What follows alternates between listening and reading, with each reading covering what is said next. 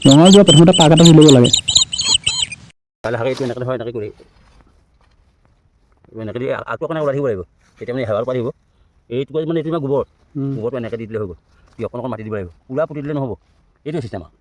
এই গোবৰ চোবৰ অকণ গৈ তাত শিপাটো মাৰিব মছাৰিং কৰিব লাগিব ৰঙা আলু হ'ল মাটিত বগাই যোৱা এবিধ উদ্ভিদ ইয়াৰ ইংৰাজী নাম হ'ল চুইট পটাটো আৰু বৈজ্ঞানিক নাম হ'ল আইপমিয়া বাটাটাছ এই আলুটো ৰঙা ইয়াৰ গা গছৰ পৰা পাত আৰু শিপা ওলায় আৰু আলুটোতো সৰু সৰু শিপা থাকে এই আলুবিধ কেঁচাইও খাব পাৰি জুইত পুৰিও খাব পাৰি আৰু সিজাইও খাব পাৰি এই আলুবিধ খাবলৈ সোৱাদযুক্ত আৰু মিঠা হোৱাৰ বাবে বহুতে ইয়াক মিঠা আলু বুলিও কয় এই আলুবিধৰ বহুতো ঔষধি গুণ আছে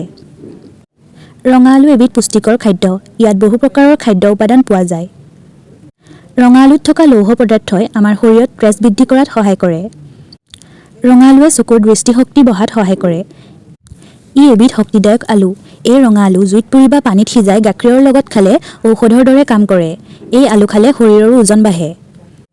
এই ৰঙা আলুৱে প্ৰস্ৰাৱ বন্ধ হোৱা ৰোগ নিৰাময় কৰে প্ৰস্ৰাৱৰ জ্বলাপোৰা হোৱা ৰোগত ৰঙা আলু বৰ উপকাৰী আৰু এই আলু খালে ডায়েৰিয়া ৰোগো নিৰাময় হয় আমাৰ অসমীয়াৰ বাপতি সাহোন ভোগালী বিহুতো ৰঙা আলু মোৱা আলু আৰু কাঠ আলু খোৱাৰ এক নিয়ম আছে ধন্যবাদ